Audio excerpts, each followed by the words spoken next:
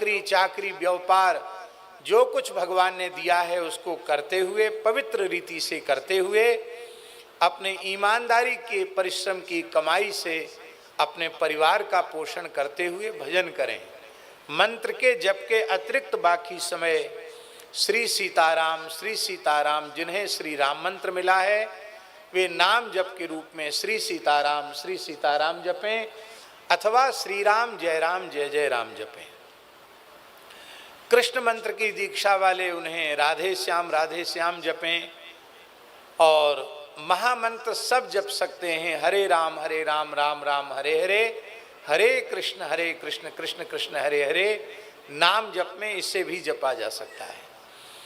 और बहुत से लोग ज़्यादा लंबा चौड़ा नाम जपने का अभ्यास नहीं रख पाते हैं, तो केवल राम राम भी जपा जा सकता है। बस ज़्यादा से ज़्यादा नाम जप करना और मंत्र का जप संख्यापूर्वक नित्य करना, यही आपको नियम है। समय समय से सत्संग करते रहें। अभी वृंदावन में उत्सव है, फिर 1 महीना गोवर्धन में उत्सव है। आप लोगों को आधुनिक विज्ञान के माध्यम से घर बैठे भी सत्संग मिल ही जाता है। प्रत्यक्ष उपस्थित नहीं हो सकते तो उस विज्ञान के माध्यम से सत्संग कर लें। इसके बाद रेवासा धाम में बहुत विशाल उत्सव है। यह रेवासा धाम राजस्थान के शेखावाटी क्षेत्र में स्थित है और श्री रामानंद संप्रदाय का मधुरोपासना का प्रधान पीठ है।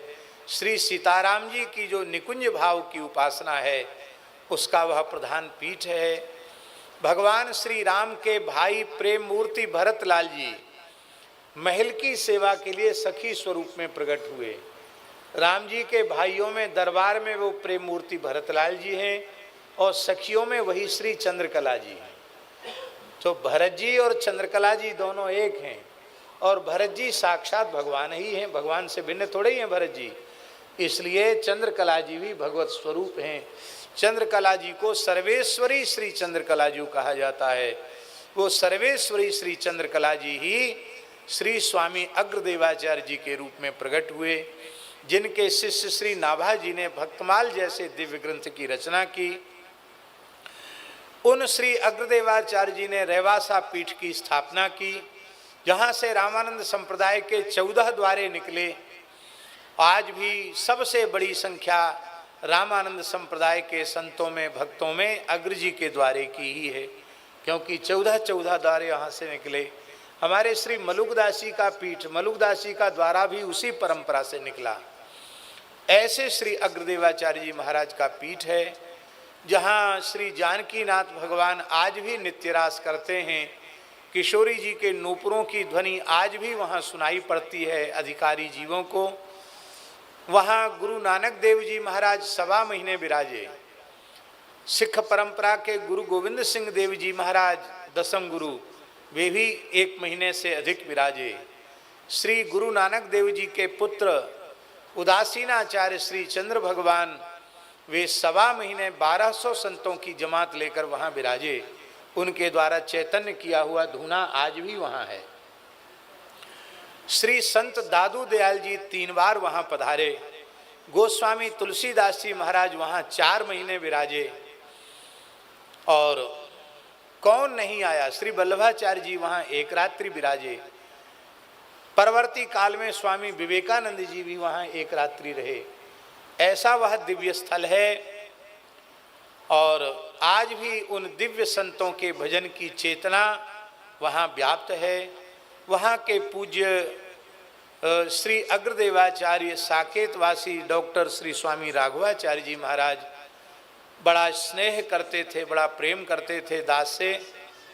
वे भगवान जानकीनाथ जी के सेवक के रूप में, झाड़ूदार के रूप में हमें अपने जीवन काल में ही लिखित रूप से नियुक्त कर गए थे। तो वहाँ की सेवा भगवत संकल्प से, गुरुजनों के संकल्प से प्राप्त हुई है। तो उन पूज्य श्री महाराज जी का उत्सव 12 अगस्त से 20 अगस्त तक मनाया जाएगा। अनेक दिव्य संत महापुरुषों के दर्शन होंगे। जो सहजता से वहाँ उपस्थित हो सकते हों वो वहाँ उपस्थित हों, और नहीं तो यूट्यूब के माध्यम से लोग घर बैठ कर के ही सत्संग लाभ प्राप्त करेंगे। तो ये बात इसलिए हम कह रहे हैं कि उत्सव महोत्सव होते रहते हैं, आप कार्यालय से जुड़े रहेंगे तो सबको सूचना प्राप्त होती रहेगी और उस सूचना से आप लोगों को समय समय से सत्संग का और सेवा का लाभ मिलेगा।